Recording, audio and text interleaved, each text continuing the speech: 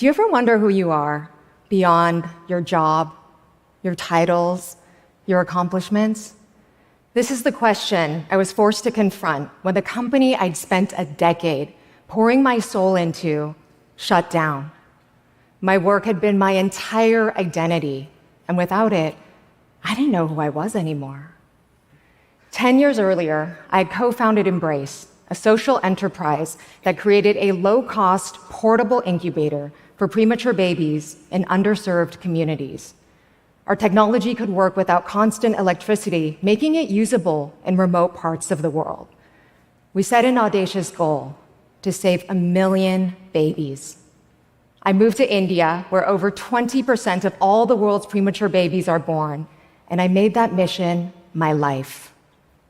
Over the years, we saved thousands of babies like Nathan, who was abandoned on a street weighing just 2.5 pounds.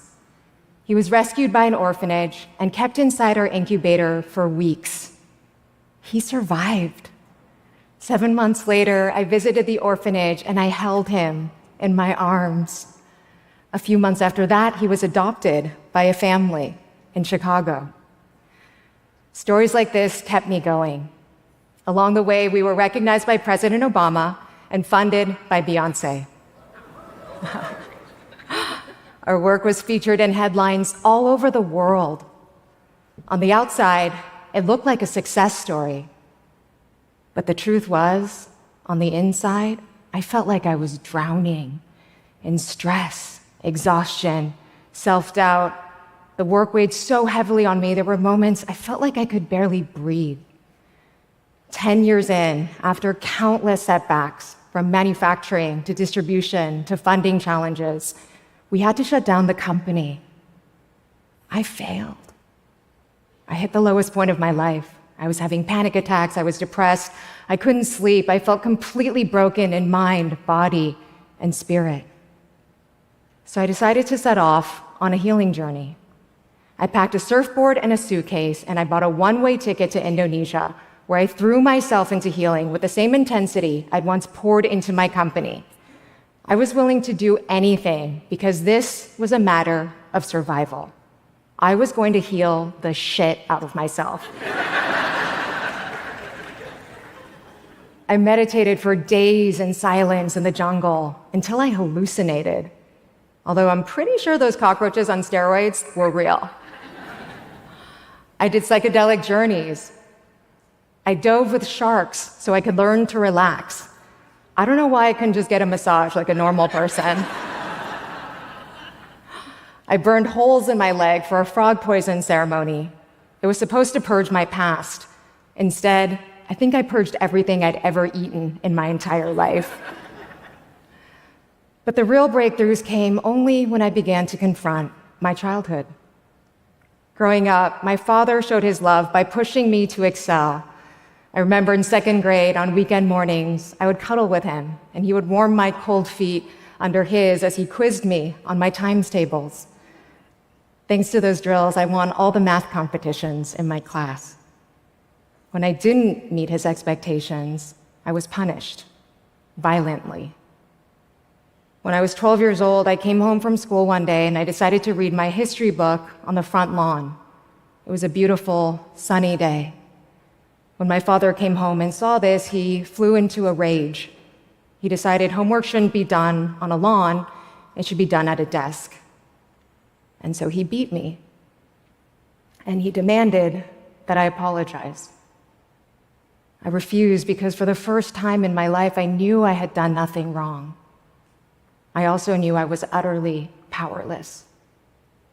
As I did this healing work, I finally connected the dots. Feeling so powerless throughout my childhood had driven me to help the most powerless people in the world. My pain had become my purpose, but it had also become my shadow. No matter how many babies I saved or how much recognition I received, I never felt like I was enough. Sometimes our trauma gets channeled into drive, perfectionism, overwork. Some people numb their pain with substances. I numbed mine with productivity. I care deeply about my work, but I also believe that my worth depended on what I achieved.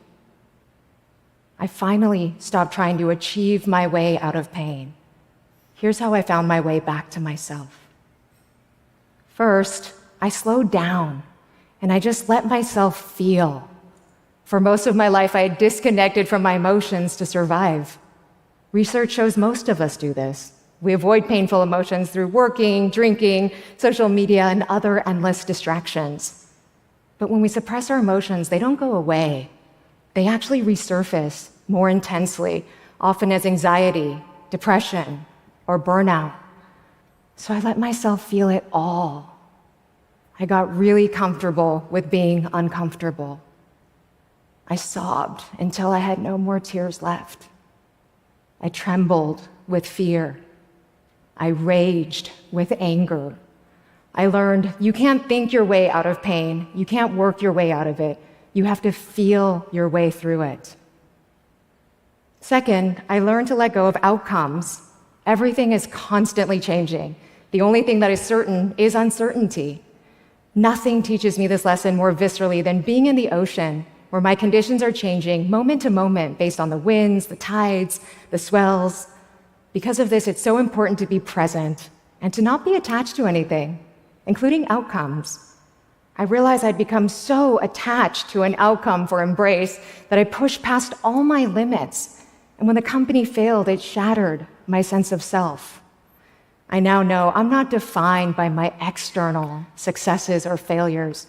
It's who I am on the inside that truly matters. Am I acting with love? Am I growing? Am I giving to others? I can't control the waves, but I can choose how I want to ride them.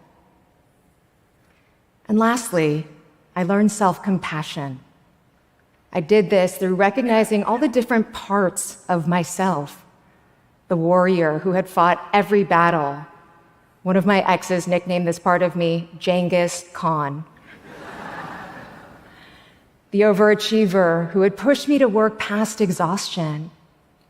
I discovered the part they were protecting. The little girl inside me who was so scared that she wasn't enough. For so long, I wanted everyone else to show her that she was worthy. It never worked. So I finally turned towards her. And I finally said the things that she had always needed to hear. I'm so sorry.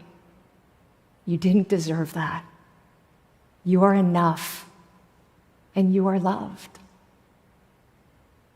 And she believed me. I now know resilience isn't about toughness. It's about tenderness. It's about treating ourselves with compassion and knowing deep in our bones that we are enough just as we are, beyond our achievements or even our purpose. I once thought healing meant fixing myself. Now I know it means loving myself. And this is so important because the relationship we have with ourselves shapes every other relationship in our lives, both personally and professionally. In a miraculous turn of events, Embrace was saved. As of this year, it's impacted over 1 million babies.